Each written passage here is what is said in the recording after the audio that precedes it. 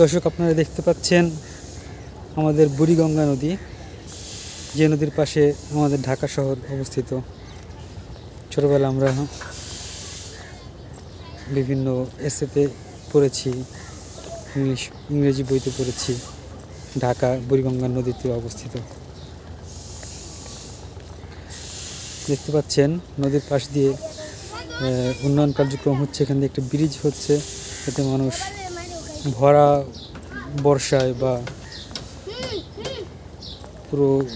পুরো বর্ষার মধ্যে যখন নদীটা ভরা থাকে তখন যেন। গাইজ, আমরা ওইদিকে আর যেতে পারলাম না, এখানে উন্নয়ন কার্যক্রম চলতেছে, ওইদিকে আর যাওয়া যাবে না। আজকে এ পর্যন্তই গেলাম, আপনাদেরকে দেখাচ্ছি আমাদের বুড়িগঙ্গা নদীটা। এই কামরাঙ্গীরচর ঘেঁষে কামরাঙ্গীরচর হচ্ছে একটা দ্বীপ থানা বলতে পারেন, ঢাকা শহরের একটি দ্বীপ থানা, যার চতুর্দিকে নদী দিয়ে ঘেরা। খুবই সুন্দর একটি জায়গা, আপনারা আসলে দেখতে পাবেন। ইনশাআল্লাহ ভরা মৌসুমে, ভরা বর্ষায় এই চরের আরেকটি ব্লগ আমরা করব। আজকে দেখাচ্ছি আমাদের এই নদীটাকে এখন দেখতে কেমন লাগছে। আসলে নদীর পাড়টা দেখেন, আগে তো ভাঙাচোরা ছিল, অনেক পানি ঢুকে যেত। এখন পাড়টাকে পাথর দিয়ে বাছাই করা হয়েছে, এখন দেখতে খুবই সুন্দর দেখায়। একটা পিকনিক স্পটে পরিণত হয়ে গেছে এখন এই জায়গাটা। বিকেলে সবাই ঘুরতে আসে, এই জায়গাটা খুবই সুন্দর, আপনারা দেখতেই পাচ্ছেন। মনোমুগ্ধকর রিভার সাইড, এখানে বাধাই করে দেওয়া হয়েছে। এখানে হাঁটার জন্য খুব সুন্দর একটি পথ নির্মাণ করে দিয়েছেন সরকার। প্রতিদিন সকালে এখানে অনেক মানুষের হাঁটাহাঁটির পদচারণে মুখর হয়ে যায় জায়গাটা। আপনারা আসলে বুঝতে পারবেন জায়গাটা কতটা সুন্দর দেখাচ্ছে। চারপাশে গাছ লাগিয়ে দেওয়া হয়েছে, বিভিন্ন প্রজাতির গাছ, ফুল গাছ, কাঠ গাছ, বিভিন্ন ধরনের গাছ। গাছগুলো বড় হলে অবশ্যই সেই পথ থেকে ছায়া দিবে।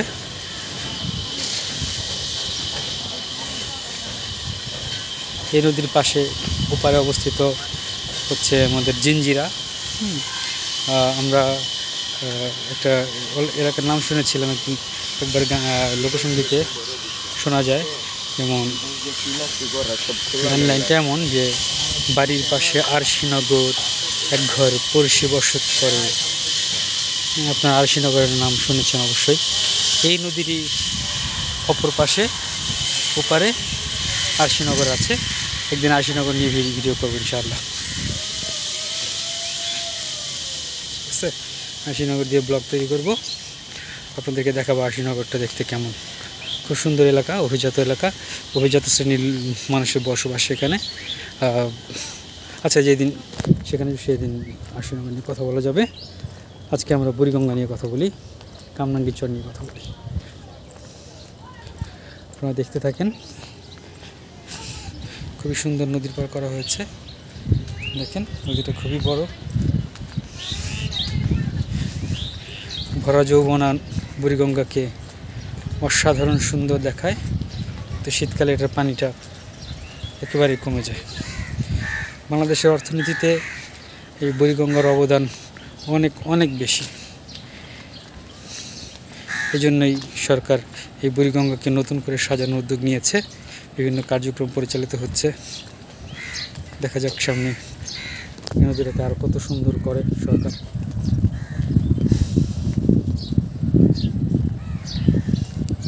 দেখতে পাচ্ছেন এই যে ফুলের গাছ, কি ফুল যেন বলে এটাকে, বিভিন্ন ধরনের ফুলের গাছ। এই ফুলের গাছটা অনেকগুলো লাগানো হয়েছে নদীর পরে। দেখেন মানুষ পেঁপে গাছ লাগাইছে এখানে। খুব সুন্দর দেখাচ্ছে।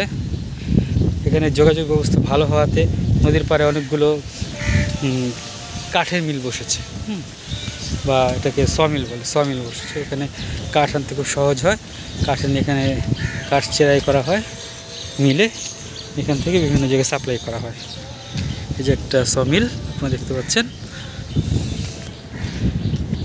এই যে যে জাহাজ ভর্তি করে কাঠ এসেছে। এখানে নদীর পাড়ে একটা গোরস্থান, এটাকে তোলা গোরস্থান বলে। গোরস্থানটা খুবই সুন্দর একটি গোরস্থান, তবে খুবই ছোট্ট। গোরস্থানের উপর দিয়েও যে দেখতে পাচ্ছেন একটা তুলা গাছ, শিমুল গাছ বলে, হ্যাঁ, বহু পুরাতন, অনেক বছরের পুরনো গাছ। এটা খুবই বড় একটি গাছ। এই গাছের নাম অনুসারে এই জায়গার নাম শিমুলতলা হয়েছে। এই দর্শক বিন্দু আপনি দেখতে পাচ্ছেন এখানে গরুর খামার রয়েছে, হ্যাঁ, নদীর পাড়ে। এখানে মাঝে মাঝে গরুর খামার দেখতে পাওয়া যাবে।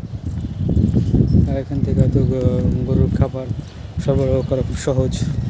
এখানে মানুষ খামার থেকে দুধ কিনে খেতে পারে। এখানে দুধের খামার হয়ে অনেক সুবিধা হয়েছে। এই যে একটা খামার দেখতে পাচ্ছেন, এই খামারটা মাংসের খামার। এখান থেকে দুধ বিক্রি হয় না, গরু বিক্রি হয়। এই যে একটা খামার দেখতে পাচ্ছেন, এটা দুধের খামার। আমরা এখানে কাছাকাছি 3টা খামার দেখতে পেলাম, 2টা দুধের খামার, একটা এই যে ভিতরে গরু দেখতে পাওয়া যাচ্ছে। খামারটা বেশ বড়। ইনশাআল্লাহ নদীটা এত উপকারী আমাদের এই শহরের জন্য, তা বলার অপেক্ষা রাখে না।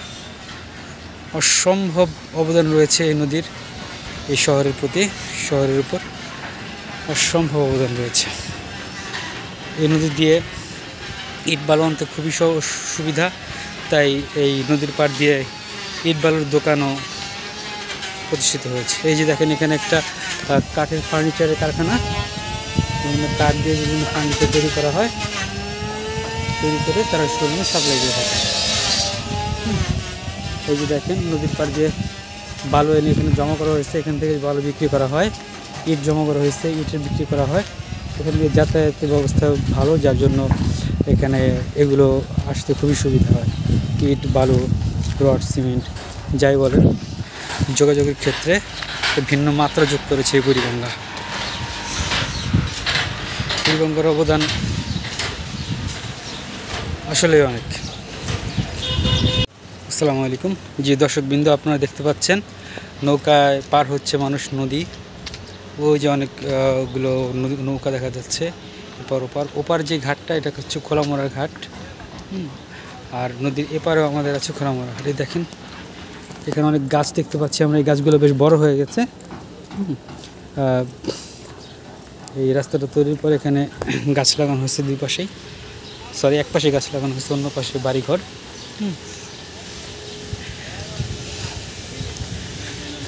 দেখেন এখানে প্রচুর নৌকায় মানুষজন পারাপার হচ্ছে, দেখতে পাচ্ছেন। এই ঘাটে প্রচুর নৌকা পারাপার হয়।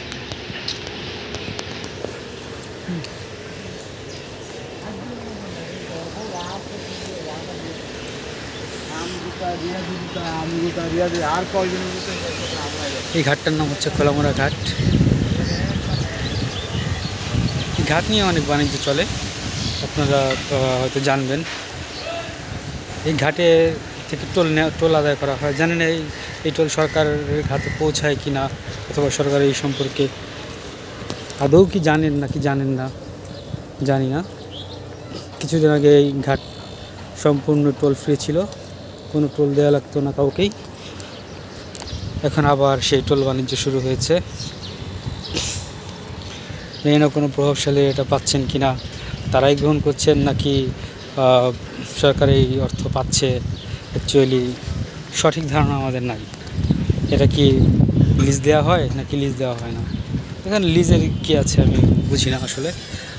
আপনারা দেখতে পাচ্ছেন এই যে ঘাটে এখানে টোলের যে টোল ঘরটা দেখতে পাচ্ছেন, এখান থেকে টোল আদায় করা হচ্ছে।